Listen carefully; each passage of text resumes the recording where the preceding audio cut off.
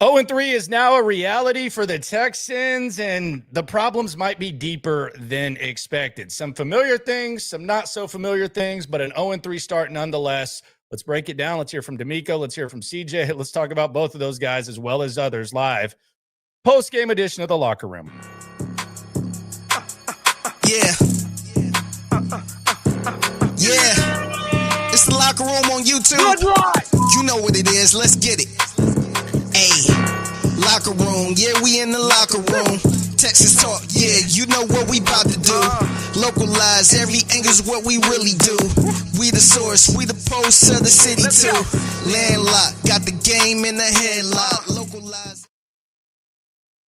All right, 0-3 is now a reality, and the problems might be deeper than the ones that are being discussed. There are clearly problems when it comes to the Texans on offense, but the problems might actually be deeper than that. We've discussed this to a certain point, but I think this is going to be a post-game show where we really try to diagnose and really just grasp the reality of where this Texans team is, where they're going, what they need to do. We might even try to solve some problems. We'll hear from DeMeco Ryans. We'll hear from CJ Stroud. It is a Locker Room post-game show presented by the greatness that is Sleeper and Hog Media. If you want to get in on the game of high or lower, which I thought Christian Kirk might be able to have 40 yards, I was off. But if you do want to play one of the best games when it comes to sports and use one of the best sports apps, and you want to go to Sleeper, go to Sleeper and you'll get a $100 deposit match up to $100. Use the promo code LOCKER and enjoy that. So the best way to explain this game is the Jags sucked less than the Texans, and the Texans, as a result, lost the game. There's a number of things that we can talk about when it comes to why the Texans lost, and a lot of it is familiar. This offense, this is the one thing that I want to squash right away. And I've seen enough. And last year we were talking about Bobby Slowick, and it became very apparent that Bobby Slowick was in over his head. And we discovered what Bobby Slowick was and what Bobby Slowick was and was not about. I don't need that long with Nick Caley. I don't need that long with Nick Caley at this point, because we've seen this offense. We've seen this system. We hate this system. We hate everything Patriots.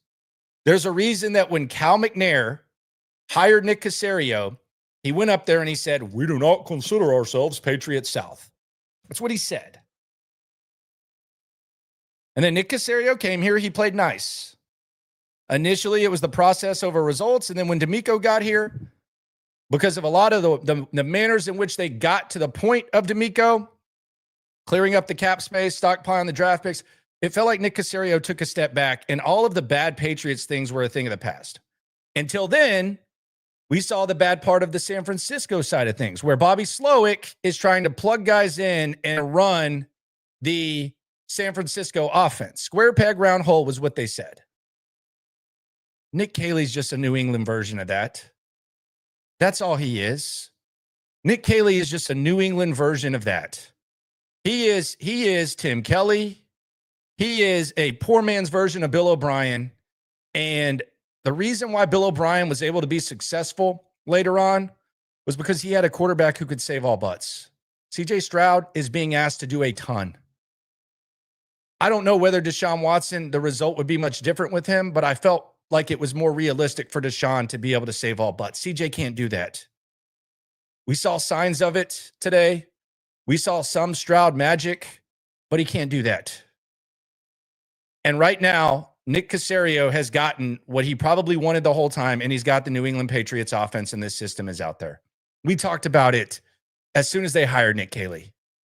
Man, Nick Caley he was around Sean McVay for a couple of years, and before that he was in New England. And I asked him at the press conference, the first question that I asked Nick Caley was, "Hey, Nick. We wanted to be saved from Bobby. Nick. Hey, how would a media type like me who talks about this team for a living describe this offense? Are we talking New England? Or are we talking Rams? He said hybrid. Hybrid my ass. This is the New England offense. There's no movement. There's no creativity. It's very quarterback dependent. Offensive linemen, whether they're inferior or great or left on an island, this is the New England offense that many people around here grew to hate. And this is also the exact same philosophy that for the last 2 years, people have grown to hate. Where the place that you came from, you try to make the players that you have into that. That's what Nick Caley does right now. And I don't need much more time because I lived this. We lived this for a long time, and we know what it looks like. If it's familiar, then you know what it looks like. You know what the bad version of it looks like. Nick Caley, here's the difference between Liam Cohen and Nick Caley. And by the way, Liam Cohen had some dumbass blunders today, but the Texans, fortunately for him, were able to out-dumb him. And the Jags walk away 2-1. The Texans walk away 0-3. But the difference between Liam Cohen and Nick Caley is that Liam Cohen was paying attention to Sean McVay. Liam Cohen was paying attention to Sean McVay. Nick Caley just went to Los Angeles for a 2-year beach vacation. He was wearing Patriot swim trunks on an LA beach. Nothing about this offense is Sean McVay. Nothing about this offense is Sean McVay. This is the Patriot way. And we needed to see what it looked like, but we now know this is the Patriots offense. Period, point blank, end of story. Not a hybrid, not a week to week. This is the Patriot way offense, and that is exactly what the F this is. Period, point blank, end of story. We know that. And I always like to side on process over results, where you don't overreact to one certain thing. But I think even amidst Liam Cohen making the mistake of going for it on 4th and 2, I think you saw how much smarter he is than Nick Caley. Because as soon as Derek Stingley left the game, and Tremont Smith, who, by the way, Tremont Smith did a good job holding up for Stingley today. We look at him as a special teams guy. He played some good corner in camp, and he played some good corner today. He did a nice job filling in for Derek Stingley. I thought that was one of the positives. But you notice how as soon as Derek Stingley went out of the game, Liam Cohen took a shot downfield on Tremont Smith and made him hold up because he actually sees stuff. There's no square peg round hole. He actually sees stuff. Nick Caley doesn't. It's not too early to say that because we know it. We know what this is. We know what this is. It's very familiar. And we've heard it said. We've heard it said. Titus Howard said it. He played in Bill O'Brien's offense. John Mechie said it. He played in Bill O'Brien's offense. Andrew said it. He played in that offense. And Todd Bowles came out and said, this is the Patriots offense. So the excitement over Nick Caley was not, oh, thank God the Patriots system's coming back. And we covered this throughout the season. We didn't know what it would look like, but we covered this. We tried to figure out what it would look like, what they would do. And then eventually it became obvious. There's videos to prove it. Talking every day, where we acknowledged that the Patriots offense was a thing. I didn't know it would be more Nick Caley. I thought maybe he could get up to the B.O.B. level. It's Nick Caley level. I meant Tim Kelly. Excuse me. Nick Caley, Tim Kelly, same thing. It's a Spider-Man meme. It's a point too. So the obvious frustration with the offense, I think it's there. And that's going to be something that we talk about. That's going to be something that is going to be top of mind. But let's not exclude some of the other things that went wrong in this game. Let's not exclude some of the other things that went wrong in this game. There's a couple things. CJ Stroud might be asked to do too much, but he's not a save all butts quarterback right now. And even when he is, and even when it appears he's en route, this team just finds a way to F it up. 2 out of 3 weeks now, you've had game-ending fumbles. Let's just be honest. I know they had a chance afterwards, but Dare Ogunbowale ended the game in LA and Nico Collins ended it in Jacksonville. It's one thing for Dare Ogunbowale to do it, but then Nico Collins does it. And my question is that, what does that say? What does that say about this team? Like, do we always just say that the other team made a good play? In that situation where Nico Collins fumbled, there's really no reason to fight for more yards. Jacksonville has one timeout. There's a few minutes left. Worst case scenario, you got the game-winning field goal. It's third down. You move the chains. You just go down. You hold the ball with two hands. You're in good shape. Quite frankly, if you score there and make a big play, you're doing Jacksonville a favor. You get inside the 10-yard line and make it to where it's only 3 downs. You're doing them a favor. So when Dare Ogunbowale and Nico Collins are doing something, it might just say this team's not smart and they don't have very good awareness. So you have that. You have CJ Stroud doing what he did. There's also a tackling problem on offense. Defense. I'm trying to be more offensive minded because the head coach is so defensive minded. I'm trying to compensate. But you have a little bit of a tackling problem. You also might have unrealistic, unfair expectations for the defense because the margin for error is so small. But you have that. Then you have, and this was a worse version of last week,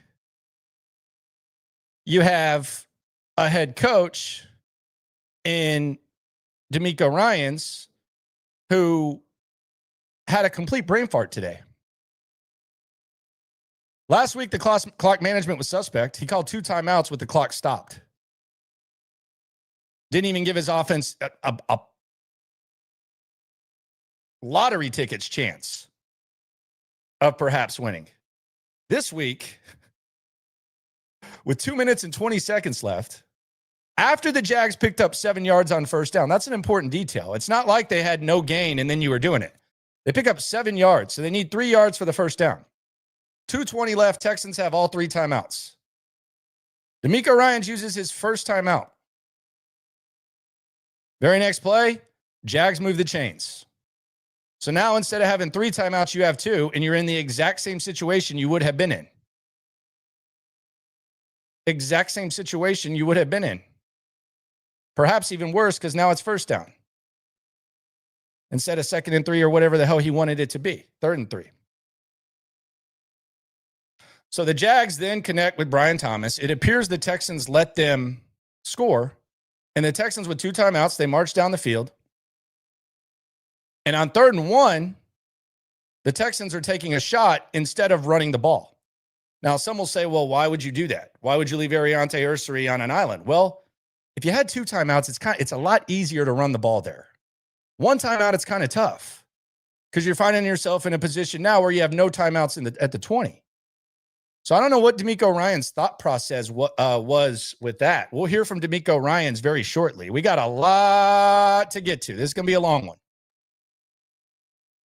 But we'll hear what DeMeco Ryans had to say in a sec, live out there in Jacksonville.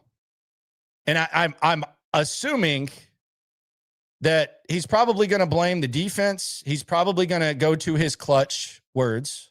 And I have no idea what he said. He's probably going to go to penalties. Which, by the way, penalties, I mean, if you look at them, the penalties, Texans had 7 for 66. The Jags had 9 for 70. So the Jags had more penalties than the Texans. The Texans won the penalty battle. But I am assuming, and I think he has spoken, DeMeco. Yes, he has. I'm assuming the direction that DeMeco is going to go is penalties, falling behind the chains, tackling, all that. He sounds like a defensive-minded head coach. This team looks like a defensive-minded football team. And unlike Todd Bowles, he doesn't have the right guys that he can trust, or he doesn't know how to put guys in that position. Either way, that's the problem right now with this team. But the Patriot offense is back. It's back, and it's the worst version of it that we've seen, and we've seen many versions of it. And now you're 0-3, and let's hear what the head coach has to say. But before that, I know one thing. I'm going to sleep well tonight. I slept well last night, and I've been sleeping well for a long, long time I'll tell you why, and then we'll go to DeMeco. Sleep is one of the most important things in life. Unfortunately, we don't always get it. That used to be the case for me. Whether you're streaming, whatever you're doing, you need sleep. And ever since I got the Manta sleep mask, the sound mask, I sleep better. My wife sleeps better. We're a much happier household. Just the mask alone with the comfort, the adjustable, you can adjust the eyes, the light Velcro. That's a game changer and improves your sleep. But then they got the built-in Bluetooth speakers right here for your white noise when you're on a plane. I can actually sleep on a plane. I couldn't sleep on a plane my entire life. I can now because of this. My wife loves it as well. She sleeps very well, whether it's a nap, whether it's at night on a plane, whatever. And a lot of times you wake each other up. This thing right here, it snores a lot. Used to keep me up. Not anymore. Everybody's happier because of the Manta Sleep Mask. I recommend the sound mask. Do what I did. Go to mantasleep.com. Use my promo code LOCKER. Get 10% off your order. Mantasleep.com. It's a life changer for the better. All right, there we go. Let's hear from DeMeco Ryans, and I do swear by that Manta Sleep Mask. You might need this with DeMeco. It's going to be a broken record. And the honeymoon phase better be over. It better be over. And he's got to figure some stuff out. Let's hear from DeMeco Ryans. Texans, they suck more than the Jags. The Jags suck less and got the dub. Texans 0-3. Let's hear what DeMeco says. I guarantee you the penalties are coming up. Defensively, penalty in the end zone. You turn the ball over 3 times. That's tough to win in this league. It's tough enough to win, but when you put yourself in position where you're helping the opponent, like that's just not a good recipe for winning football. So till we clean up the things we can clean up, right, then we play winning football, then we'll have a chance to turn it around. But again, man, we're close. That's what it is. We're close, but close isn't good enough. So you're not close, brother. You're not close. Like here's the problem I have, and we'll go back with DeMeco Ryans in a second. Here's the problem I have. It's a lot of mansplaining. It's a lot of hardo NFL stuff. It's very Bill O'Brien like. But if you acknowledge that every game in the NFL comes down to a play or two, then you can 0-17 your way to saying you're close. Lovie Smith said he was close. Like that's just gaslighting. It's gaslighting, and there's no direction to the gaslighting. Like there's a lot of people who gaslight where there's at least like a conventional, consistent path. But on one hand, you keep preaching, well, every game is close, and then you praise yourself for being close. That means nothing. Being close means dick. And you say it yourself that every game comes down to it being close. So that doesn't mean anything. So you got to figure something out, and it's got to be a little bit more substantive than close. We got to pick it up and find a way to get a win. We go on the turnovers. Just there in the fourth quarter, did you feel like literally if you could have held on to the ball there that one of those drives would pay it off and you guys? Yeah, for sure. We're going down to score. I mean, we give the ball to one of our best players, Nico. We trust him with the football. He knows it. I know he hates it more than anyone else to have the ball, taken away from him there. So that was tough. We felt the momentum shift there when we hit the big touchdown and we're driving down and we're in position to drive and score again, and you give the ball away right in the plus territory in the red zone. That's hard. Well, what did you kind of see on that last interception? Yeah, the last interception, we got beat off the edge, right? And the defender hit CJ arm, ball went up in the air, and they made a play on the football. Guy made a good catch there. They made a play there to finish the game. Obviously, a lot of eyes on the offense. You point, how has it gotten worse than it was last year to start last year? You guys are no points through the first 3 games. Less turnovers right now. You guys have incredible footing. How has the offense gotten worse for all the changes that you guys have made? Yeah, we're in this thing together, and we got to figure it all out. So we're all in this thing trying to make sure we figure out what works for us. How do we find success on the offensive side of the football, right, to continue to sustain drives and score points? We understand where we are, and we got the guys, got the right people to get it fixed. We just got to get it fixed and play cleaner. Your conversations with Nick Haley, you try to get the offense going. What's that communication like, and what do you feel like this plan? What were you guys trying to accomplish on offense with Nick today?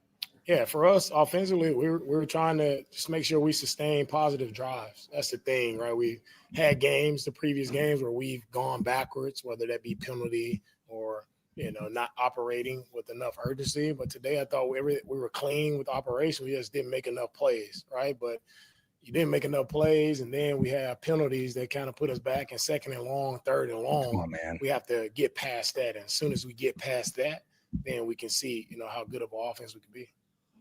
When you talk about not making plays and penalties, where do you park that on?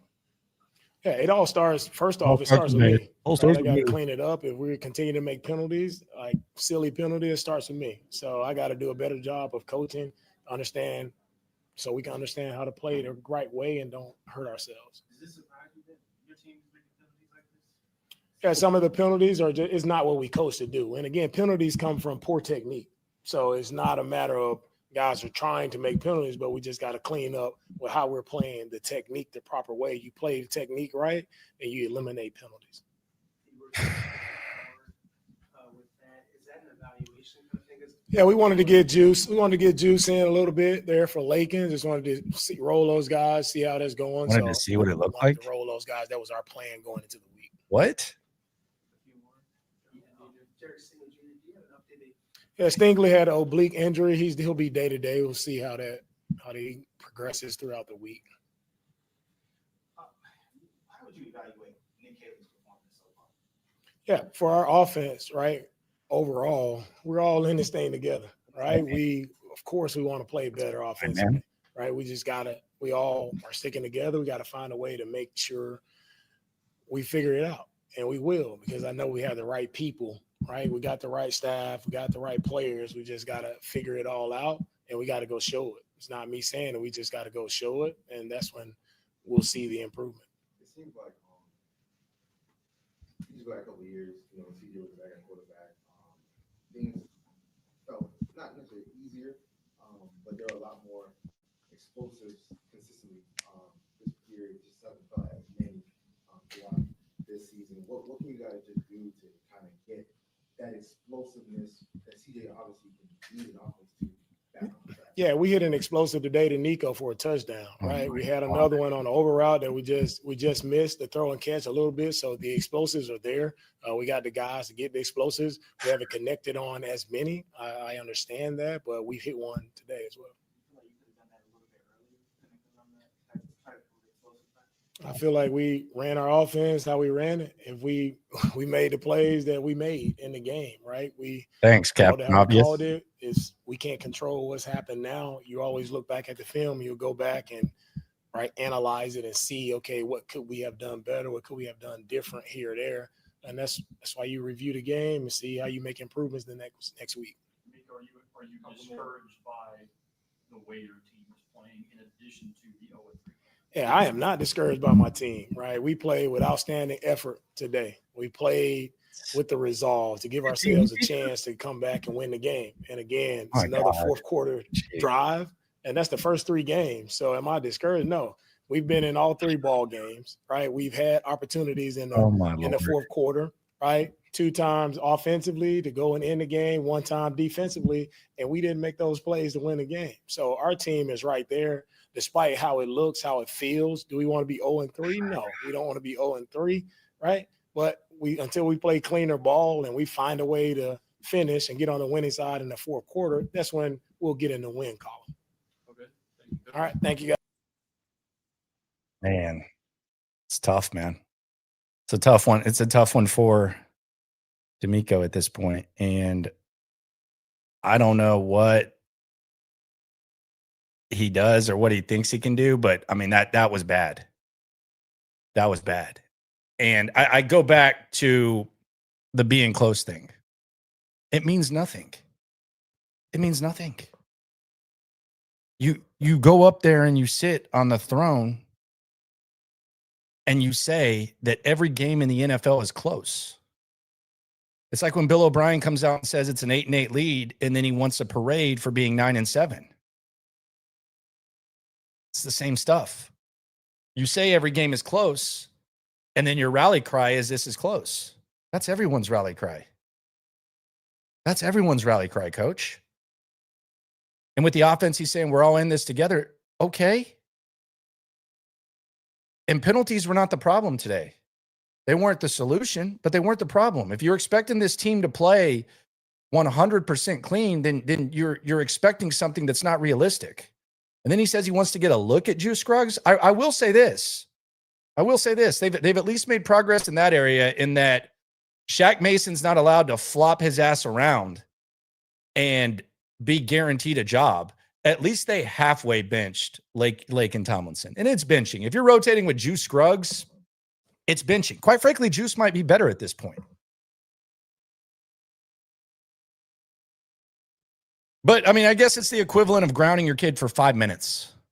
Like, they're at least doing that on offense. So if you want to look for some progress and some positive, there you go.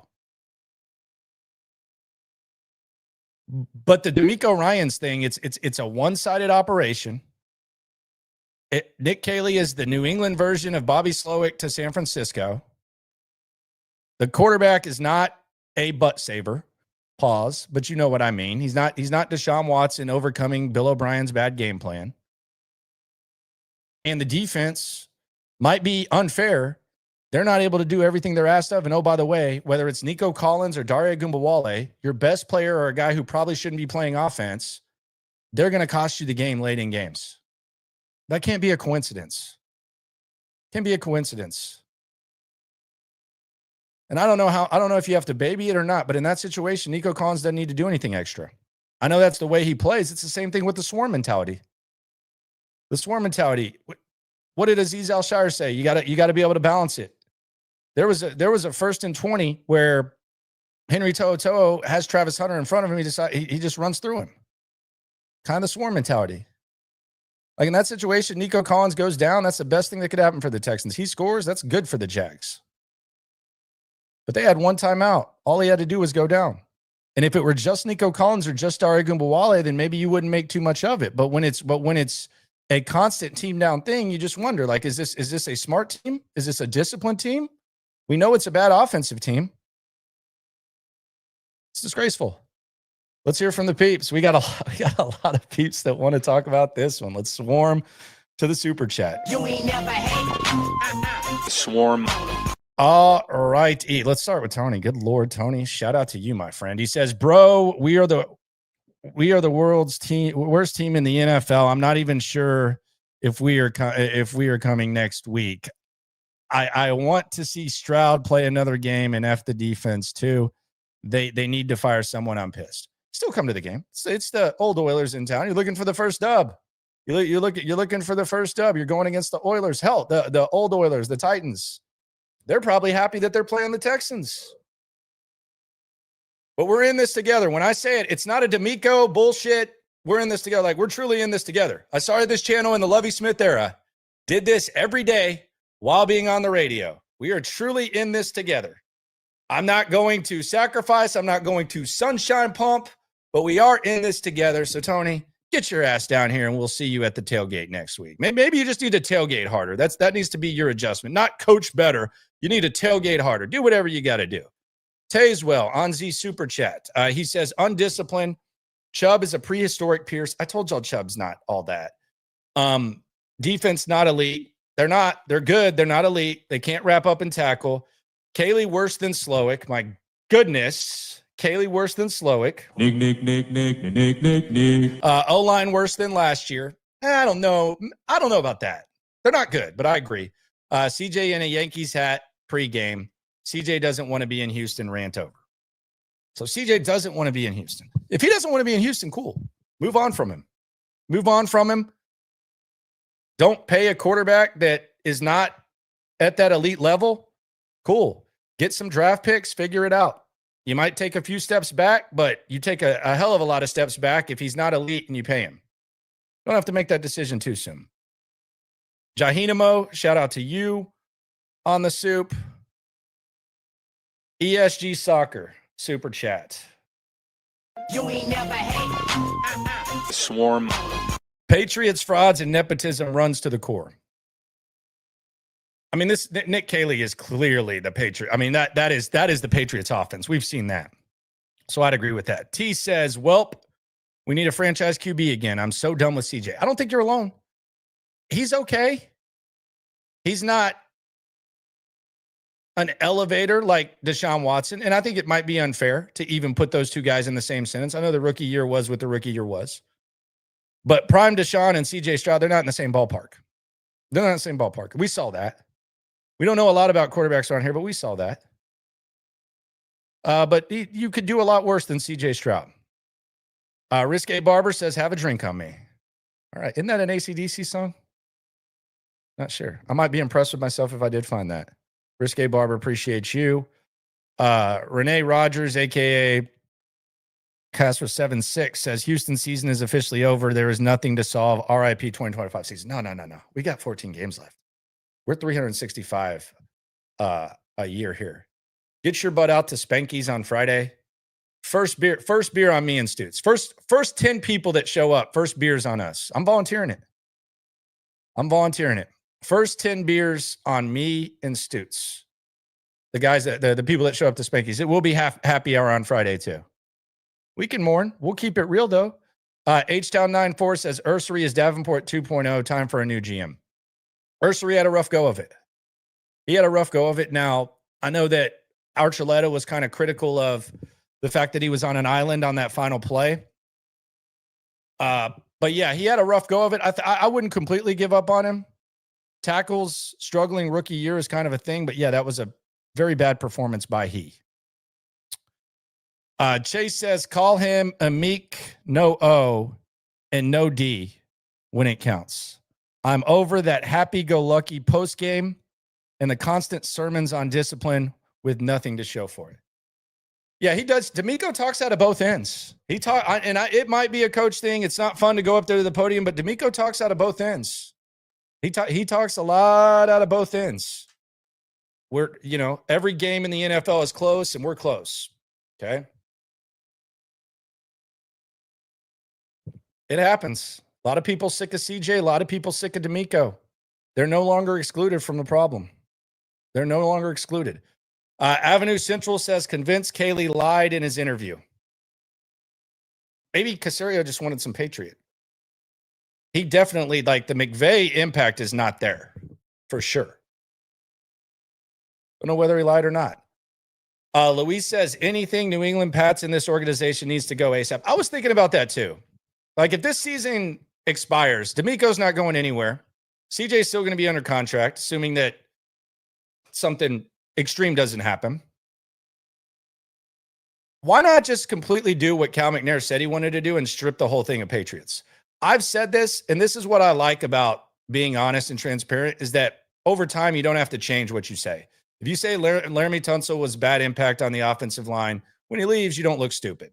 If you say that Deshaun Watson kind of switched up after he signed the contract, when stuff goes down, you don't have to change what you say. When you say Bobby Slowick probably should have been fired in the middle of last season while it's happening, you don't have to switch up what you say.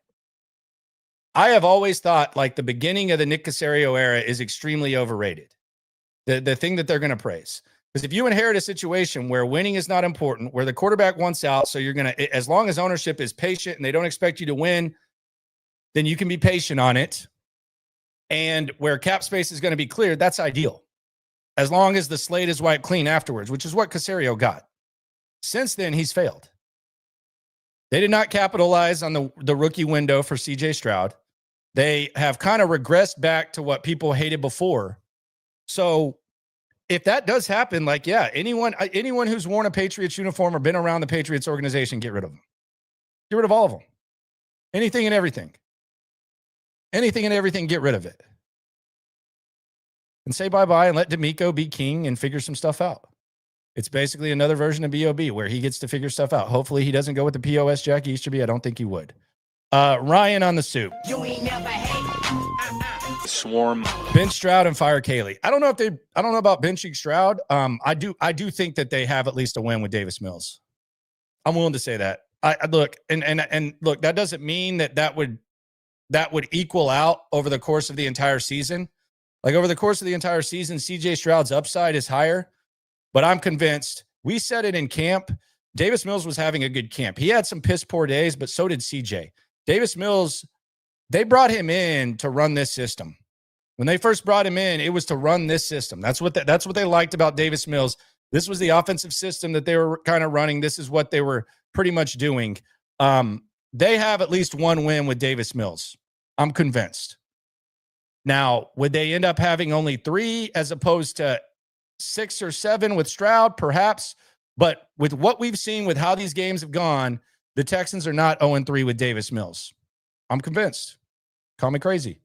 Geo Central on the soup says, get all New England guys, both Knicks, away from DeMeco. I thought he coached well in these and adjusted. Knicks picks and his OC are ass. Can't argue with you there. No one is going to defend Nick Caley at this point. He's been terrible. I thought DeMeco's clock management was bad at the end of the game. But yeah, DeMeco's the king. He's not going anywhere. No one's saying fire DeMeco. Stop the screenplays. Here's the Rob. It's not the screenplays that are the problem. It's the fact that they're always on third down. Did you notice that? All of the quick game is on third down with Nick Caley. He taps out. And think about how ass backwards this is. So throughout the game, you're running screenplays on third and long and on third down. But then on the decisive play on a third down, 3rd and 1, you're basically putting CJ back there and putting your tackles on an island with no quick game, no options underneath in front. That's the other thing. There's no options underneath. That's what Sean McVay and Kyle Shanahan did best. For some reason, Bobby Slowick and Nick Caley haven't thought of that. But how about a quick game on 1st, 2nd down, something like that? It's always an attempt. Instead of an attempt to get ahead of the chains or keep the defense off balance, it's always like an attempt to chip into like a long yardage situation. Do you notice that? I'm fine with the screenplays. Just use them a little bit more often. Master Bruce on the soup. Time to fire Caserio and tank the season. We're in tank mode. Come on. We ain't got to get there yet. Mushroom 713 says, offense so bad, Caley can't even pick up the square to shove it in the round hole. Lack of creativity, no situational awareness, and inability to succeed. Nick. So he can't even get the square peg in the round hole, you think? Common Sense 200 says, if we can't beat the Jags, this is an 0-17 team. Well, could I present you with the Titans? ESG Soccer says, I listed my season tickets, every dumb penalty out. Also, you're selling your season tickets because DeMeco started with the penalties and he's going to his buzzwords. Might not be the worst decision. It's more fun to watch at home, isn't it? I cover the home games. The road games don't really benefit me because of the stream. That kind of like holds you back when it comes to doing this. But it's much more enjoyable at home. Blaster Lord says, said this last week, but Texans never win the division 3 years in a row. Is the division out of reach? Colts are 3-0. You play the Colts twice. You got to think 10 wins is probably going to win the division. That's typically what it is. I mean, could the Texans finish the season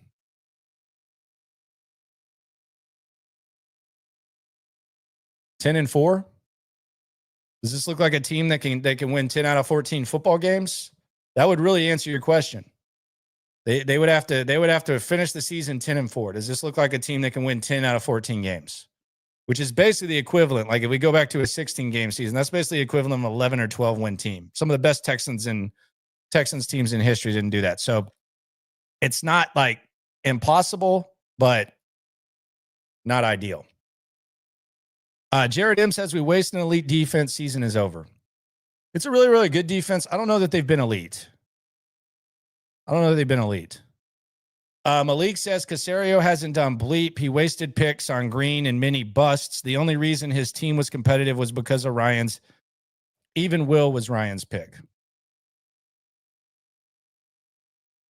Yeah, DeMeco's definitely like, you're not going to hear me say anything about any possibility of DeMeco not getting to see this through. I think DeMeco gets to pick the next GM, and I think they can just rid themselves of New England. Or he decides he wants to work with Nick. But the reason the Patriot way is back is because Caserio compromised with DeMeco, and then Caserio decided he wanted to bring in Caley. We thought there might be some Rams mixed into it. There's not. It's all New England. There's nothing Rams about this. Stoney says, fire both Knicks and start trading pieces of this defense. Stack picks up to revamp this O-line. No need for elite defense if your offense can't score.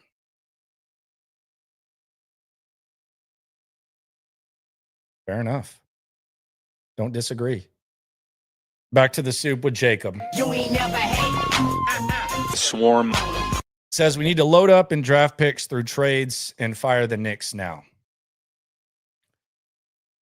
I was going to save this for like later in the week, but you kind of laid this out for me, Jacob. Last year, I wanted to fire Bobby Slowick, and we did videos on it and we talked about it because it was very clear it wasn't going to work. And what I wanted to see was Gerard Johnson call plays just to see what it looked like and see if it was something that you could maybe figure out. I don't even know if Gerard Johnson's a good quarterback coach at this point, quite frankly. I have no idea. But that was the reason, was so that you could see it. And then if it didn't work out, then you're just basically bringing in a new coaching staff. If this continues with Nick Caley, I think you fire Nick Caley and you let Gerard be the play caller so that it's not even an option next year if you haven't seen him call a play. Like if they get to a point where they're not going to make the playoffs and you know Nick Caley's not going to be back, fire him and let Gerard Johnson call the offense. It might look worse. It might look better. It might look the same. But at least then I would assume that you're going to ask Gerard Johnson, you're going to interview him once again for the position. You'll at least have an idea, and he'll have some sort of experience when it comes to calling plays. I think that's a win-win situation if this continues with Nick Caley. And based on what we see, it feels like that's the direction it's heading. So why would you just grind that out? Do you learn from your mistakes? It feels like they've learned from the Shaq Mason mistake, because the Shaq Mason equivalent, Laken Tomlinson, is at least kind of halfway benched with Juice Scruggs. So maybe you can learn from that and just punt and say I screwed up, because it's blatantly obvious. We're in this together doesn't make me feel better when DeMeco Ryans is saying that. It makes me feel better when I sound off or when I sign off from my streams. But we're in this together. Okay, well then you stink too, DeMeco. Then you stink too. We'll hear from CJ Stroud coming up in a second. It is the Locker Room post-game show. MH We Eat Nation says, not going to lie, I'm 50 Tyson. I dozed off during the third quarter because of how boring it was. What woke me up was when I got that ESPN alert of Nico's TD. Yeah, that was a momentum swing. 0 to 100 real quick is the way that I would describe it. Evan says, poor coaching, bottom 5 QB in the league. Ouch. Bottom 5 QB in the league. Kevin says, not Kevin says. Kevin says,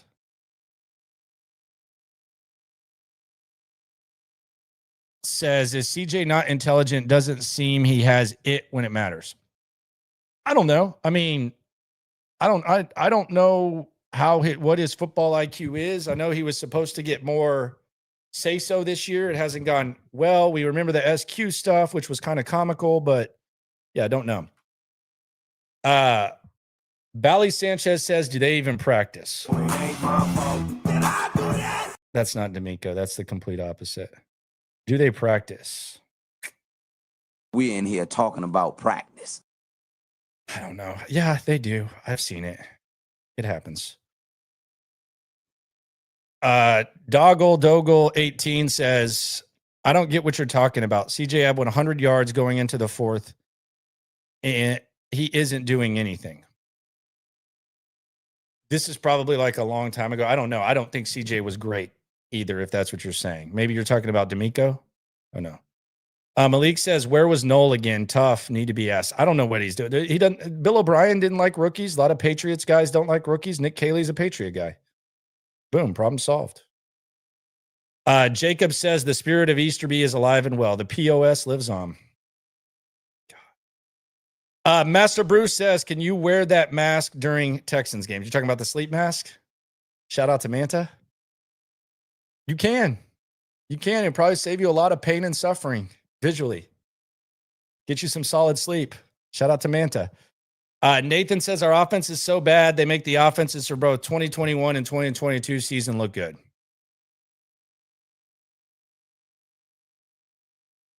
Yeah, those offenses were better, and they probably had less to work with.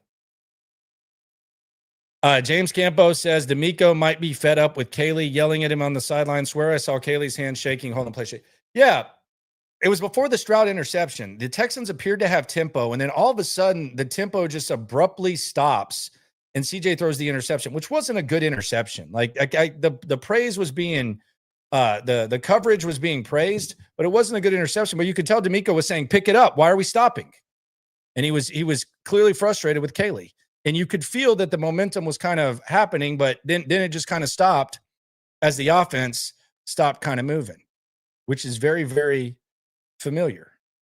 Very familiar. We'll hear from DeMeco Ryans. We'll go back to the soups in a sec. First, though, let's talk about my boys at Texans Turf, and let's give the kings of the turf of the day. Sometimes it's harder than others when it comes to that, but you know what's great? As I'm watching the Texans game and I get to go outside, I look down and I at least have a brief moment of satisfaction because I have Texans Turf in my backyard. I'm being dead serious. I cleaned it out today. I rinsed it. It's easy to clean up. There's no mud. There's no insects. There's nothing. My daughter went outside. She was running around barefoot. The puppy was right there with her. And Texans Turf is the best. A lot of people going with turf. Texans Turf is the best. You know how I know? Not because they partner with me at the radio station or here, because I was a customer before, because I shopped around, and I know that Dan and his team will customize your backyard, and they'll take care of business for you like they did me. Go to TexansTurf.com. They got the financing. They also got the putting greens. They got the play areas. Whether you're a big baller or just a normal cat like myself, they got you covered. Shout out to Dan and his team, Texans Turf. A lot of people hesitate to do it. It's the lowest price. It's the best. Texans Turf. I 100% promise that. Let's get to the kings of the turf presented by Texans Turf. Like I said, sometimes it's easier. Sometimes it's more difficult. I have 3. We can go to 5 sometimes, but we're only going with 3. Turf King number 1, Tremont Smith. We don't expect much from Tremont Smith. We think he's a good special teams guy. He held up decently for Derek Stingley. And he was challenged early, and Tremont Smith did okay today. He held his ground. It was not D'Angelo Ross, who, by the way, D'Angelo Ross, another one of their favorites, he downed that punt inside the 1. He might get a lifetime contract for that. They can't quit him. They love D'Angelo Ross. Fortunately, they didn't love him enough to put him out there at corner, and Tremont Smith held it down. So he's Turf King number 1, presented by Texans Turf. Turf King number 2, Jalen Petrie.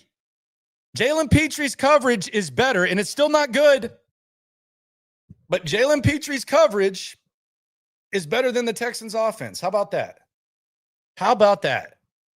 Jalen Petrie with a massive interception to Trevor Lawrence. Trevor Lawrence is still Trevor Lawrence, by the way. We did learn that. He tried to give you the game. They didn't want it. And Turf King number 3, Azeez Al-Shire, still extremely physical out there despite returning to the scene of the crime. He's the tone setter for the defense. He made a game-changing play in week 1. He continues to be solid and not as often exposed in coverage. Azeez Al-Shire, Turf King number 3. Shout out to Texans Turf. Let's hear from CJ Stroud.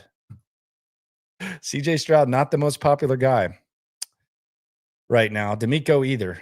Let's hear what CJ says, though. CJ Stroud with the fresh Yankees hat. Let's hear what he has to say about the O. He don't look too happy. When did he stop thanking God at his press conferences? I'm not trying to make too much of it, but it was a thing when he was really, really good. Like, there's no more of that. It's kind of weird. Is that not interesting, at least? You are able to connect late on that 50-yard touchdown pass. Do you feel like the opportunities weren't there as much in the first half, or were y'all just trying to take what the defense get it about slow back? A little bit of both. They played some good coverage, and I tried to take what they gave me in the first half, and that play kind of just popped. So it's a good play. But yeah, that's kind of how the first half went compared to the second. For you guys, what was the most frustrating part about it? Was it penalties or just knowing that y'all are better than maybe what y'all showed? Or what do you think? I think it has to go together. Like the penalties are part of us, and that we're better, but also, we can play a lot better. I could play a lot better.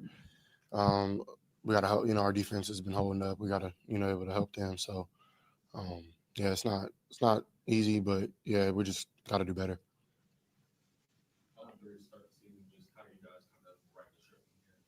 Just move forward. Got to fix some mistakes and just keep going forward.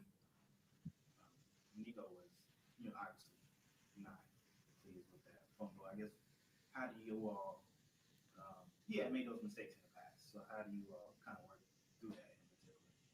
I just got to pick them up, just like they picked me up, I threw interception and everybody was, helping me out on the sideline, keeping my spirits up. And same thing for him, we know, he knows that, we all know he doesn't really do that, so it's just something we got to just coach up and whatever, happened, we got to just fix. And he's a heck of a player and, my faith is in him like everybody else's. So just got to pick him up and I'm sure that we'll get that fixed.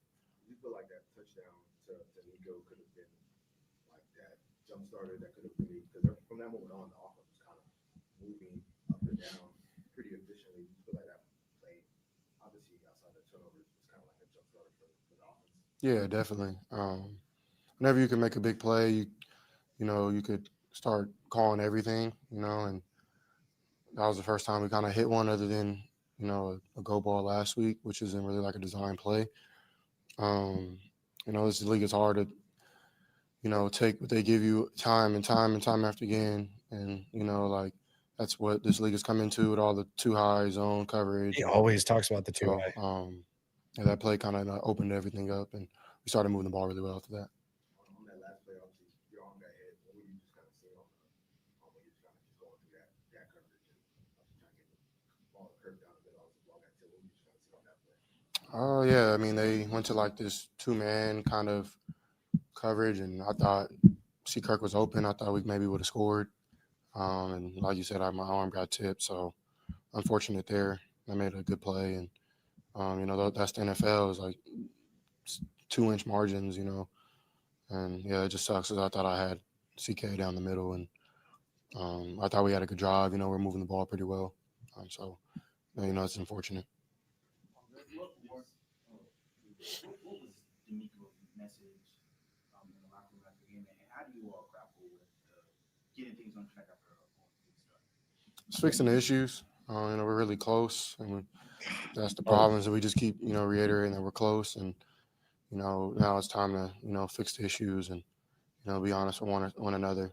So, his message is just, we're going to keep having these results if we don't finish and we don't, take care of the ball and just do the small things. Because the effort's there, the physicality. Now it's just the execution.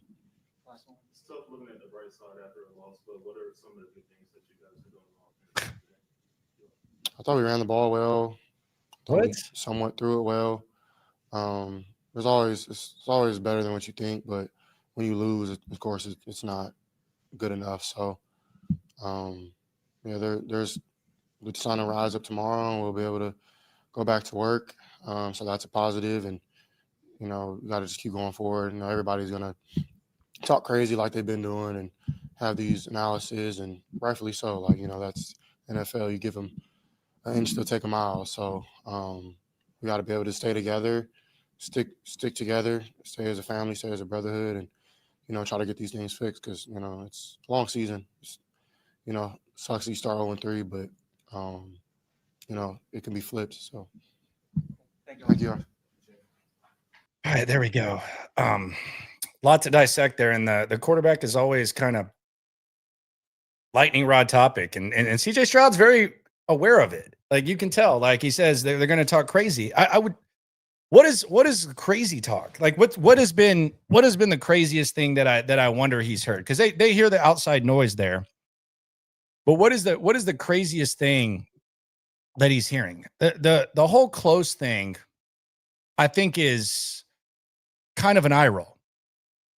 I also do wonder if, based on CJ saying, people talk crazy and all this, I do wonder if perhaps like CJ pays too much attention to that type of stuff. Like when he was at his highest, you couldn't go on the internet without seeing him making an appearance. And that's great. That's great. Like he's not the only one who does that. We see that a lot. Some of the best players in the NFL, we see that from. But then the next year, there probably wasn't as much demand, but you didn't see him as much. And as as the dialogue and the criticism increased and it flipped from one thing to another, rightfully so, as he said, it just seems like his spirit got crushed. So I wonder, I know he's not active, but I wonder if he's consuming this a little bit too much. This isn't a good team. This isn't a good team at all. This isn't a good team.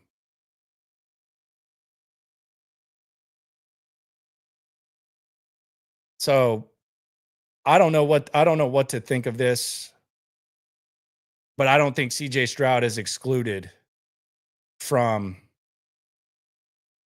getting some sort of blame from this at all. Malik Nadeem says sustained drives, F that, need to score, TDs, BS mindset. Yeah, everyone's going to have holdings. Everyone's going to have penalties, all that. Like, they need to figure it out. They need to figure it out. Zach says, can I get the DeMeco that was discouraged from the playoff loss? I can respect some honesty about where this team is at. We suck. All there is to it. Okay. Hubra says, we don't even utilize our first pick in 2025, SMH, WTF. Patriots coaches don't like rookies. We all know this. Patriots coaches don't like rookies. Tony back on the chat. He says, you're right, Landry. We're in this together. We're coming to see you in Stoots. And hopefully the sorry-ass team wins. Hit us up. Contact us. We'll see you. You got to tailgate harder now. Titans, Texans tailgates usually get pretty crazy. Alan says, under center, it's a run. In shotgun, it's a pass. There's been some graphics of that out, haven't there? There's been some graphics on that, haven't there? Tyler Enchilada says, got to fire Kaylee. Dude's just Bobby with a beard. Heard Stoots say that. I don't even know that he's Bobby at this point, is he? Did you say this is better or worse? Might be an insult to Bobby. Insult to old Bobby Slowick. Damn it, Bobby. ESG Soccer says, CJ is harder to replace than any coach. I would replace GM and down before rolling the dice on a QB reset. No more Patriots. Been saying it since they didn't fire Popovich. Soft mentality with the Pens. No, 100,000%. They undoubtedly, 100% undoubtedly, they need to figure that out. They need to figure that out. For sure, no doubt. Michael says, woke up at 2 a.m. for this. Can we be honest and say this offense is worse? I'll keep watching from Japan. Japan? My goodness. Japan.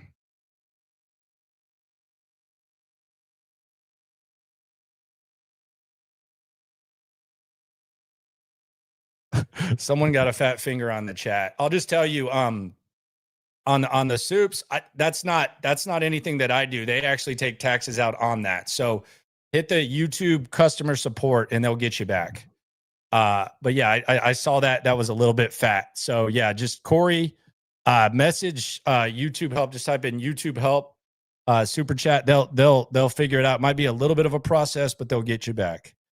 On that. That's not me. I that looked a little bit crazy just to say CJ sucks. But Corey did say, is CJ really the answer? Come on, be real, Landry.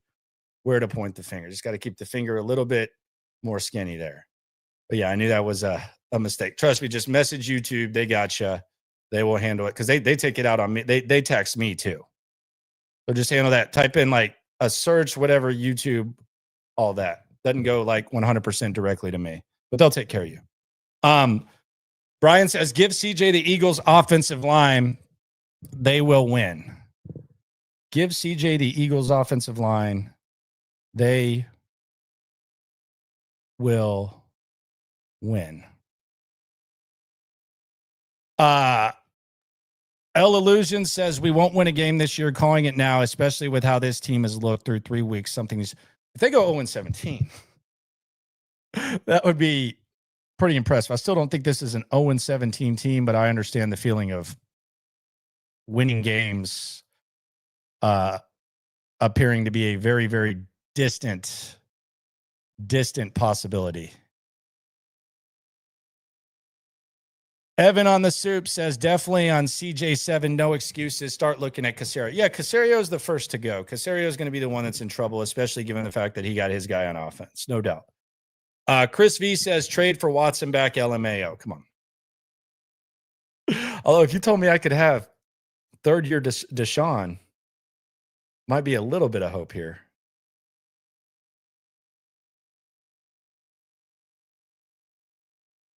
Texans film guy says, can we agree that CJ is the least of the offensive problems? No, I wouldn't do that. I mean, based on expectations, I wouldn't agree with that. I mean, I would say that he's definitely not something that you need to, it's not realistic to upgrade CJ Stroud. That's a tough thing to do. But I don't think he's like I don't think he's 100% just based on the standards and everything. I don't think he's like 100% immune to the criticism. So like the least of the problems, I mean, yeah, Nick Caley's worse. The offensive line's worse, but I still think CJ Stroud can be better. I don't even think that really needs to be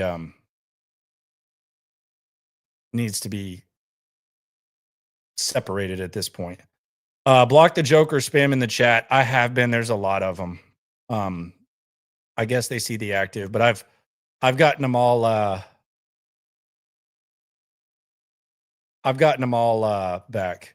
MH We Eat Nation says Trevor Gusby would not help this offense. I don't know who that is. Forgive me. Maybe that's me living in my hole. Rangy Harold. Nick failed. CJ didn't bring in a true wide receiver 2 and O-line and hired a terrible OC who I blame Cody for. LOL. Cody was the Caley guy. I think he was hoping for some of that Ram stuff. Didn't quite get it. He was hoping for some of that Ram stuff. But he did not get it. Corey J. He says, I'm pissed. Where do you point the finger? Yeah, Corey, for real, just type in the search. They'll help you. I think they even get like a larger chart. So I promise you that they will be able to help you. Even if I was to do it, I don't get the full thing. They'll take care of you, I promise. It should be like a Reddit search right away. Someone did that one time on accident, and I was like, damn, bro. Figure it out. But yeah, I got you, man. Guide you in the direction. It might get a little bit frustrating, but they got you. Truth with Ease says CJ cursed us by wearing the Mariners cap. He wore a Yankees today, which is worse. I don't know that too many Texans fans love seeing the Yankees cap up there any more than they like seeing the Mariners. Malik says, we keep talking about this is not an elite defense. I agree, but no opposing coordinator is going to be dumb enough to take risks knowing the Texans offense.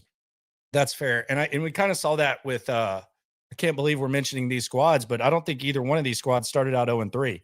Like Lovie Smith and David Culley never started out 0-3. And I think that was kind of the case with their defenses. Nobody's going to take risks. So I think that's a very astute point. I mean, we saw it today. Although dumbass Liam Cohen went for it on 4th and 2 and gave the Texans a little bit of life. But we did see Sean McVay take no risk. And we've seen kind of like some conservativeness. We saw it with Tampa Bay at times. So I do agree with you that maybe that kind of skews the direction in which the effectiveness is of the squad. For sure. A lot of people mad at CJ for the Yankees hat. Goodness. ESG Soccer says these guys had better dev at OSU, USC, Bama, and UGA. It's why they have great rookies than off a cliff. Unprofessional organization. Put a little Canadian pronunciation in that. Sean Castillo says 2 weeks in a row, same play in the end zone. He doesn't make the throw. Last week with Watson, this week with Schultz. CJ's missing some throws that he shouldn't miss based on his standard. Corey, back on the thing. Trust me, just type in super chat accident YouTube contact, and there'll be other people who've done it. I promise. They got you, my friend. Nomad Scott says, at the season ticket member event, Caserio said they're not worried about the offense, so we shouldn't be either. Are we allowed to worry yet? You ain't never hate. Swarm. Nomad, I'm going to give you a homework assignment because I know you don't need reasons to get the Texans content consumed. And I'll be honest, I always like the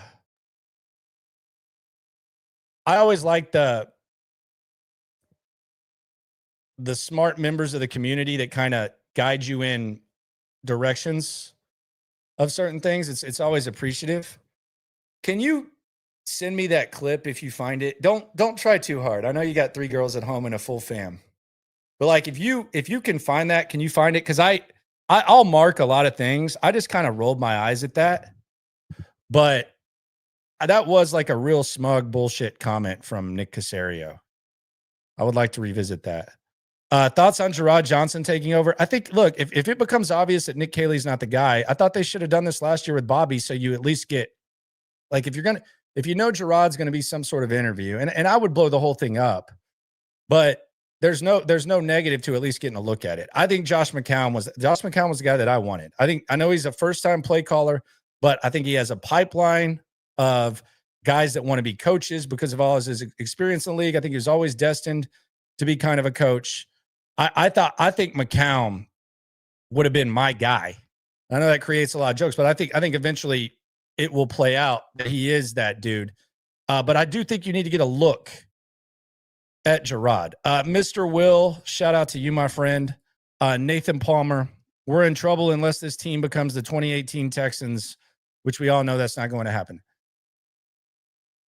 Nick Caley's not as good as Bill O'Brien. CJ Stroud's not as good as Deshaun Watson.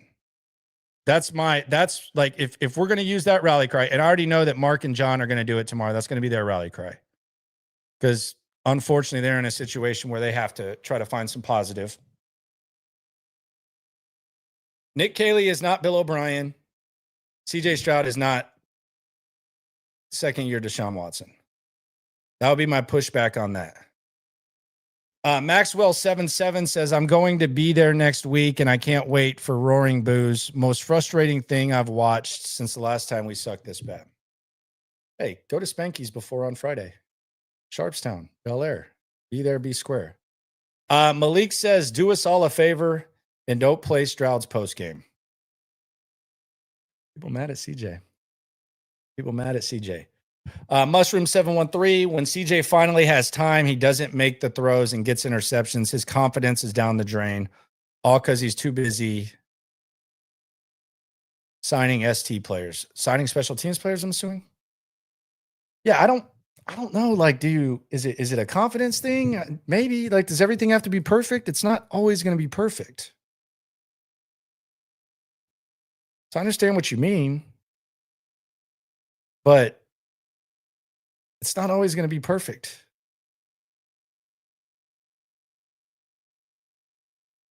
People not confident that the Texans can beat the Titans now. That's how bad things are. That was one that people chalked up as a dub. Now there's a lack of confidence in the Titans game. You have a 3-1 team, you have a 2-1 team, and you have a 2-0-3 ball clubs. It's a problem. It's no doubt an absolute problem.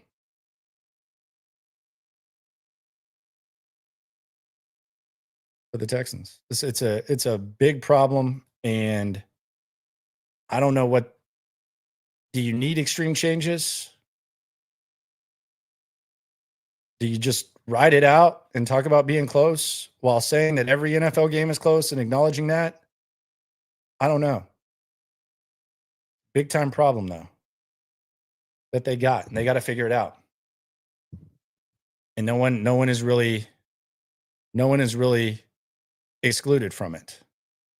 Let's go through the big moments of the game. Reminder, be sure to subscribe to the channel. Subscribe to SNL live Monday through Friday, 4:00. And then be sure to subscribe to the Texans Collective. Myself, Cody Stoots, SNL, with Sean Pendergast and Reginald Atatula. That's on 6:00, presented by Hog Media. But let's go through the big moments of this game.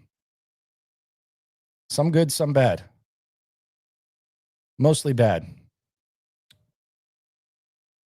I thought right off the top, when you look at how this thing started, it was kind of the epitome of maybe asking for too much, too many times. Like, you ever had or seen someone who they do something nice, and then all of a sudden, the person who got the gift, they decide to ask them every time, and it becomes ungrateful. That's what the Texans are when it comes to 50-yard field goals with Ka'imi Fairbairn. Like, how long are they going to rely on this? Like, early in the game, the offense goes 3 and out, and Tommy Townsend, who, by the way, sucked in the middle part of this game, but Tommy Townsend downs the Jags inside the 5. And then the Texans defense forces a 3 and out. And then the Texans offense, they settle for a 50-yard field goal, and Fairbairn misses the 50-yard field goal. You can't rely on 50-yard field goals. Like, eventually that gets a little bit old, and Fairbairn missed the first one of the season. You got to start scoring some touchdowns at some point. So I thought that was interesting. And then the Jags, they completely capitalized. So there you could kind of feel a small momentum shift as Fairbairn missed the field goal. The Jags just completely big-bodied the Texans defense. Like an absolute clinic. You had the pass interference on 3rd and 9 on Stingley, who ended up leaving the game on a high pass of Trevor Lawrence. And then Tootin gives them the lead. Washington moved the chains, got them inside the red zone. Washington was their best receiver. Brian Thomas Jr. getting booed early on and continuing his struggles. But the Jags capitalized on the 52-yard field goal. You can't keep relying on 50-yard field goals. And that's what they did, and the Jags took advantage, and they took the 7-0 lead. Then I thought this was kind of a key moment for me. I thought the process over results, I think it's misused by Patriot blowhards. Like, we've heard Nick Caley say the first 2 weeks, I trust our process. I trust our process. I trust our process. I trust our process. We trust the process. We trust the process. We trust the process. We trust the process. We trust the process. Computer malfunction for effect. And we heard Nick Caserio say process over results, process over results, process over results, which I did kind of buy into.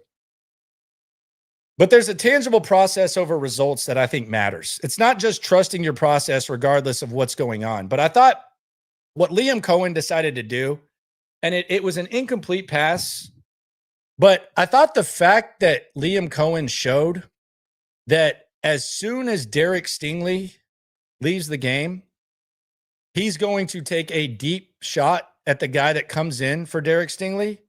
I thought it was an excellent display of tangible process over results by Liam Cohen, the Jags coach. I thought it was a tangible display of process over results. Instead of the blowhard New England bullshit that we hear all the time, I thought it was tangible. And I thought it was something that I looked at and said, okay. Very, very, very, very good to see. Then an interesting development here. A very interesting development in here. Nomad Scott already has the video of Caserio for me. I told you, man. That is a Texans PhD haver right there. Yes, everything. He is like, a lot of times, like, fans intelligence gets underestimated by, I think, a lot of coaches and stuff. I think even some media types. But I think the community, the Houston football community, the SNL and this, I think they know the squad better than the coaches and players a lot. And you eventually see some of the coaches like Woody Marks. Oh, wow. 50-50 share today. It should have been the case week 1. Nick Caley finally came around. But no man's got that PhD. But we saw Juice Scruggs coming in for Lake and Tomlinson. It was a rotation. It was kind of a gutless benching. It wasn't quite Shaq Mason. You get to go out there and flop around. But it was a weird benching where Juice Scruggs is now perhaps better than Lake and Tomlinson. And we thought it was fascinating with the Lake and Tomlinson, how many games he's consecutively started. And despite that, every fan base thinks he stinks. We're kind of seeing it a little bit older. Maybe the mentor role. Maybe he gets credit for Juice Scruggs becoming a serviceable guard, which would be valuable. It's better to have a second-round pick that you trust to start, regardless of how bad it is, rather than a second-round pick that could potentially get cut. So maybe Lake and Tomlinson's biggest contribution to this football team is going to be mentoring Juice Scruggs and showing him some life. Maybe showing him some life will be the way in which that goes down. Then the offense showed a little bit of a pulse. You got like a small hint in the second quarter of CJ Stroud magic. You had a pass to Dalton Schultz that moved the chains. Then on 3rd and 14, CJ Stroud, what a concept. You can actually make plays on 3rd and long. Stroud finds Nico Collins, and then you get the Eric Murray love tap that adds an extra 15 yards. They didn't throw the ball to Jaden Higgins. Seems like every time Jaden Higgins touches the ball, they move the chains, but he doesn't really play that much. And then on 3rd and 4, you had an incompletion, and the Texans have to settle for 3. They go back to their comfort zone of settling for field goals when the offense is at its best, settling for field goals. Then the Texans were presented with a huge opportunity at the end of the first half, and they absolutely lay a dud, which we've kind of become accustomed to. They're not able to steal points at the end of halves. We're not. On the chat, Breaks by Duval TV. Hey, man, have some fun, talk crap. Just if you need a hug or something like that, here's a cyber hug for you. I don't mind. I'm not losing any sleep over it. But like just one-worded stuff, like I just try to keep it like a little bit creative. Go back and forth with the people. Like one-word stuff is just not really working. I know you might need a hug or something or some attention. You got it. We don't just we like opposing fan bases coming in here. Just bring a little bit more to the table than that. You got to be a little bit better than that. You're no better than the spam stuff at all, dork. Then we go to the end of the first half. Texans completely squander the opportunity there at the end of the first half, which is to be expected with this offense.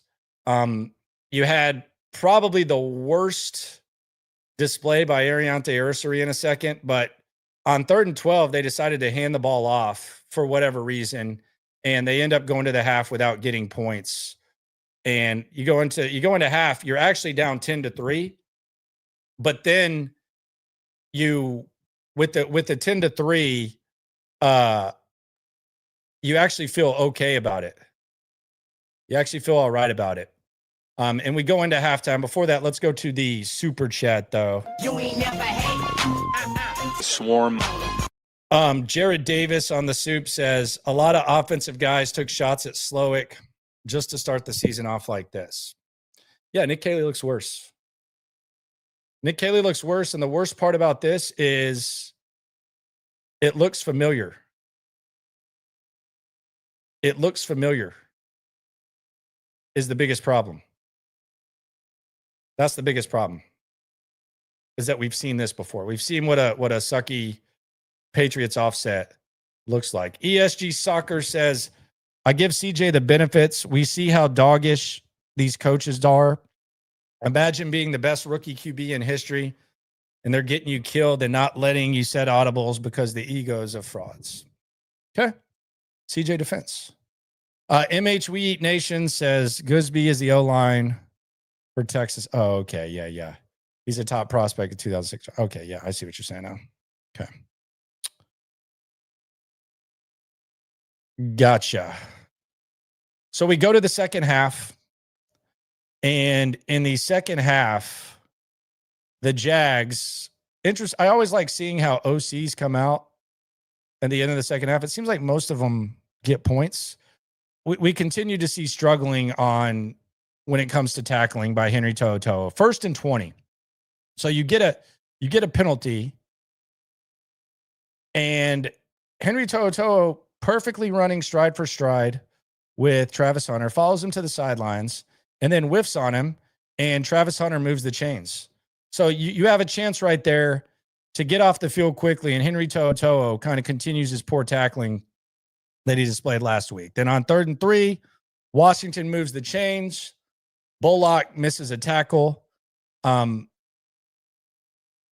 then on 3rd and 24, perhaps you could keep them out of field goal range. Instead, you don't. By the way, it was 7-3 at half. I said 10-3. 7-3, excuse me. Even better. But then the Texans hold them, and the Jags extend their lead to 10-3. So they take a 10-3 lead, and you can immediately see that the Texans, they continue to look undisciplined. You had more penalties, including the negated Jags field goal as a result of Barnett getting leverage. And the Jags take the 10-3 lead. Then Ariante Arcery with the worst series of his young career. 15-yard penalty, and then just gets completely big-bodied by Josh Hines-Allen. Texans kind of hanging by a prayer because you want to keep this a one-possession game, because 2 possessions is just completely unrealistic for this squad. And the Jags give you a gift. They miss the field goal. They leave the door open for the Texans heading into the fourth quarter. And at the start of the fourth quarter, Nico Collins moves the chains. So it looks like the Texans are showing a little bit of life. But then all of a sudden you see DeMeco look over to Nick Caley, and he looks pissed because the Texans are originally running tempo. And then all of a sudden that kind of halts. And then you see the CJ Stroud interception as the tempo kind of slowed down. And it was the coverage was getting praised by Archuleta. I think it was just a really bad throw by CJ Stroud, which we've seen a lot of those this year, probably more than you should probably see from him. But you saw DeMeco clearly frustrated, and clearly it appeared asking for more tempo. And then there was the interception. Then you look to the bench, the CJ Stroud body language watch for me personally. He looks like his pup just died. He's sitting on the side. He's not looking too happy. And he looks like his pup just completely died on the sidelines. But then the Jags, once again, give the Texans life. That's the thing about this from a Jacksonville point of view. Like, if you're a Jags fan, one, I think Liam Cohen, he's showing signs of a very smart coach. He's showing signs of a very smart coach. Like some of the things he does, I think going forward on 4th and 2 was the wrong decision. But between like immediately attacking the backup corner when he comes in and some of the other stuff, he's showing signs of being a good coach. And I'm intrigued by what Liam Cohen can do. But the Jags just beat the Texans, who they hadn't beaten in their place in a long time. And if I'm a Jags fan or I'm a Jags coach, I'm saying we really didn't play that good. Like, the reality is we really did not look that good. We really did not play that good. And your best players aren't playing very well. I don't know what Trevor Lawrence is. I think we kind of have a good idea, and there's a lot of bad that comes with the good. But Brian Thomas Jr. Had the drop right after that. And this was a 3rd and 3 drop. And as we've said, 2 possessions basically make this game impossible for the Texans to win. You had that drop. You had the Boo Birds coming out. And you automatically felt like it was a break from the Jags. Like, they're doing you favors. They're on the payroll. And for some reason, this is still a one possession game. Then the Texans, they immediately go 3 and out. Stroud runs, he rolls out, he gets dropped. And then the Jags completely gift you an interception. Jalen Petrie makes a massive interception. The Texans immediately get life. And then all of a sudden, boom, momentum. Texans take a shot down the field, busted coverage by the Jags. And this is a tie ball game with 9:17 remaining, which nobody thought there was a chance of. So this thing went 0-100, and immediately the Texans have the full amount of momentum. All the momentum in the world is on the Texans side. We'll get to what happened after that. Most of us already know, but we'll dive into that. But first, on the chat, Joshua Wright is a Jags fan. I always like getting the POV of what the Jags fans say. He says, Jaguars fan checking in. I think your biggest mistake by far was firing Bobby Slowick, who essentially developed an offense around lackluster protection to begin with, set CJ up to fail. Bobby was in over his head. He wasn't adjusting. There was a square peg, round hole type of vibe when it came to Bobby. Damn it, Bobby. When I would question him at press conferences, it was clear that he was lost and kind of just like a film nerd. But the reality is, it does appear that Nick Caley is the New England version of Bobby Slowick. There's not an ounce of the Sean McVay impact there.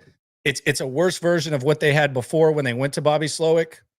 So I don't know that you're alone, at the very least, in saying he might be a worse version of Bobby Slowick. Continuing with the 9-minute mark, we appreciate you for checking in. Liam Cohen goes full dumbass. I do not know what he was thinking here on 4th and 2. I thought he was going to call a timeout and come to his senses and punt the ball. They took the ball down to the end of the play clock, and they still snapped it. And then he gives the Texans the ball at the 47 with 6 minutes left. And the other crazy part about this is not only did the Texans get the ball with 6 minutes left, they have all the momentum in the world, and Jacksonville only has one timeout. So a few first downs can actually end this game for the Texans, and they can give their defense, at the very least, the same opportunity they had last week against Tampa Bay. However, the Texans, 2 weeks after fumbling away the opportunity to win the game in Los Angeles because of Dare Ogunbowale, Nico Collins fumbles the opportunity to win the game. And I don't know what the mindset was here. I just know when you're watching this game and there's under 4 minutes left, the Jags have one timeout, you're about to get to the 25-yard line. I don't even know why you're trying to do extra after you've already moved the chains. I mean, you got to hold that thing like for dear life. Because even if Nico Collins makes that play, and let's say he does what Nico Collins does and he gets inside the 10-yard line, you're doing the Jags a favor because you're limited to 3 downs max. It's one thing for Dare Ogunbowale to do it, but Nico Collins is doing it, and that's where you just kind of wonder, okay, is this just not a very disciplined football team?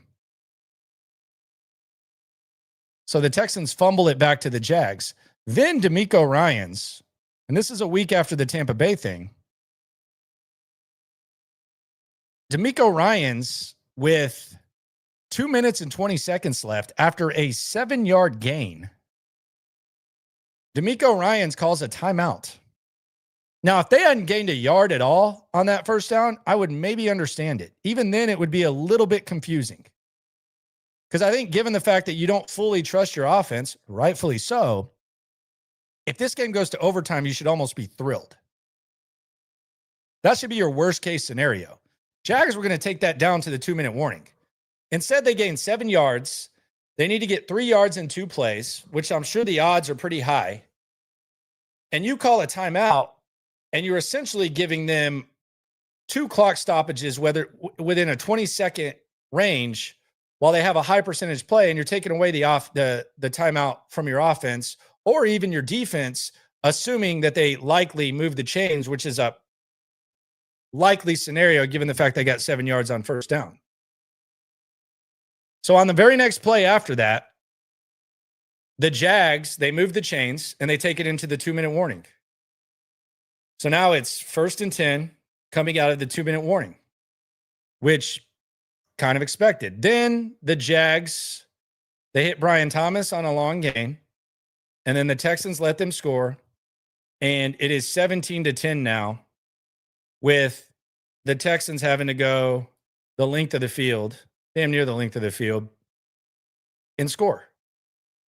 Now, on the 3rd and 1, going back to what we originally talked about, and in the moment kind of wondered what DeMeco Ryans was doing, on the 3rd and 1, the Texans are throwing all the way.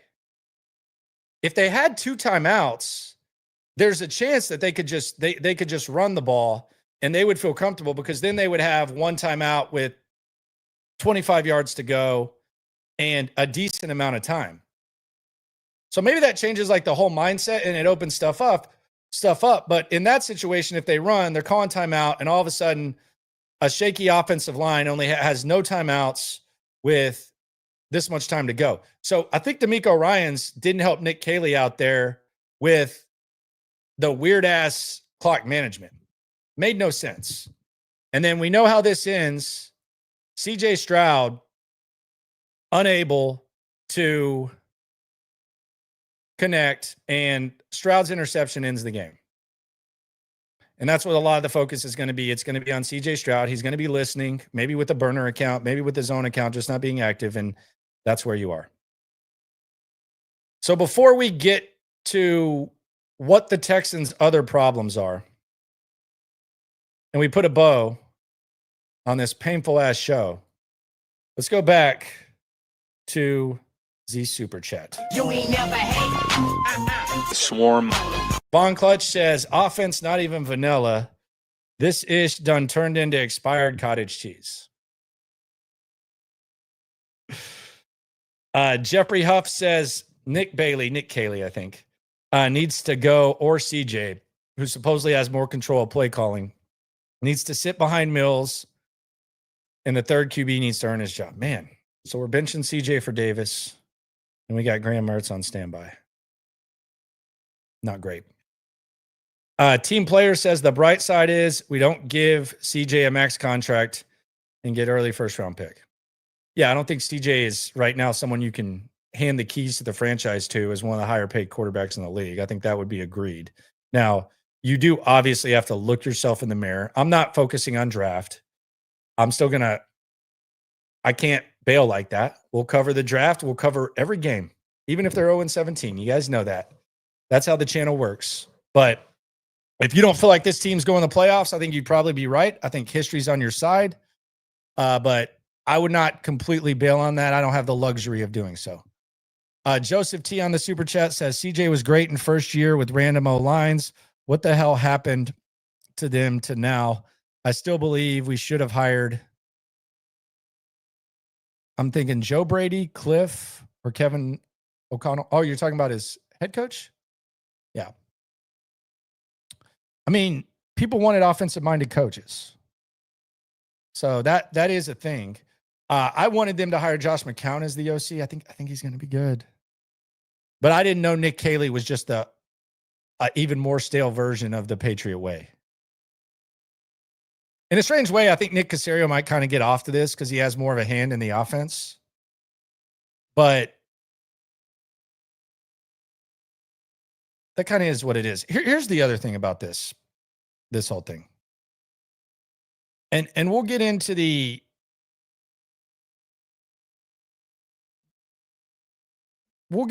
like the other problems. But let's say that this team does do what Bill O'Brien and the Texans did in 2018. Is that going to be celebrated? Because I think that season was the moment where Bill O'Brien was able to become king. He fired Brian Gaine, who sucked. Probably deserved a better fate, but he fired him. And then he started doing other things. and you basically rewarded doing what probably should have been expected as like something that you strive for. And I think that's a dangerous territory to go into. And I don't know what Cal McNair and Hannah McNair, I don't know how they think and how they operate. I know he makes burgers in the parking lot and he stays out of the way of the coaches. That's all I know. But how does he handle tough decisions and really just kind of taking what you may have learned in the past or should have learned in the past and putting that to practice? Because heading into this season, division titles are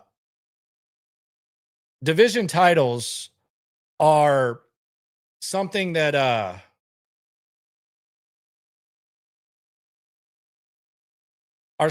the Texans have said that they wanted to get past. Is that really something to celebrate? Like if you rally and get in the playoffs, you got to do a little bit more than that. Corey on the chat, just DM me on X or send me an email, and I just took a screenshot of it. I think they automatically delete them. But I got a screenshot of it at the top, and I can send it to you. I didn't delete anything. I'll send it to you. Just at Landry, just landry.locker@gmail.com. Send it to me, and I'll send you the screenshot. Landry.locker@gmail.com. Got you covered. Scotty asks, can CJ read defenses? It doesn't look like it. I mean, it doesn't look like he knew what was going on those interceptions.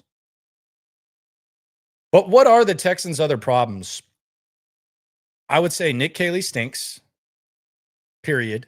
Like we've seen enough. And it's not an overreaction because we saw years of this offense. And there was a reason that people wanted to get away from this offense. So I would say Nick Caley stinks. I would say CJ Stroud might be okay, but he's dependent on surroundings. He's not elite. He's not a elevator. He's dependent on surroundings, which is great. You can be a really good quarterback. Trevor Lawrence is dependent on surroundings. Baker Mayfield's probably a little bit dependent on surroundings. Same thing with some of the best second-tier quarterbacks in the league. But right now, you're trying to get CJ Stroud to that type of status instead of talking about elite. May not be all his fault, but he's more dependent on it than we would think. Other thing is DeMeco Ryans has some weird clock management tendencies, and he's a one-minded head coach, defensive side of the rock. And the other problem is this team isn't disciplined. They get penalties, whether it's a fumble by Dara Gumbawale or a fumble by Nico Collins. They do the same things, whether it's their elite players or guys that you probably think shouldn't be on the field. That's where they're at. So that's where the Texans are. That's how things lay out. Let's go back to the soup before we get the hell on with our lives and get ready for Reaction Monday. You ain't never hate. Swarm. James, appreciate you on Z Soup. Chris H says, is Caley not meant to be an OC the way Josh McDaniels isn't meant to be a head coach?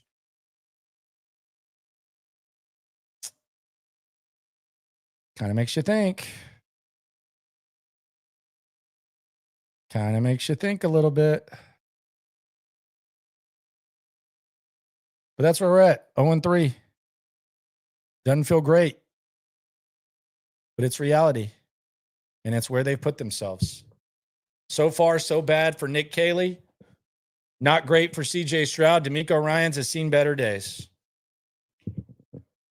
That's where they're at. Shout out to Manta, Texans Turf, and Sleeper for sponsoring the video. I say it all the time, and I completely mean it. When it comes to this Texan stuff, we're all in it together. We're not going to sugarcoat it. And we will ask the right questions and cover this team to the best of our ability, including tomorrow, 9 a.m. SNL, Reaction Monday, Texans Collective, 6 o'clock, end of week outlook. Not going to be the best one. Going to be a fun one, though, regardless. 10:30 right here in the locker room. Subscribe, like, ride along. Always remember, when it comes to this Texan stuff, we're all in it together. Appreciate y'all for rolling through. Come join us at Spanky's. First 10 beers on myself and Cody. Spanky's this Friday, Sharpstown. out there on Bel Air Boulevard. We got you covered. Let's go. In the headlock, localized every time, can't stop, won't stop. Yeah, we top 2 and we not too plugged in daily digital on YouTube. We got taste for days, opinions to give, we got takeaways. If it's up, then it's up. We number 1. You don't need to try your luck.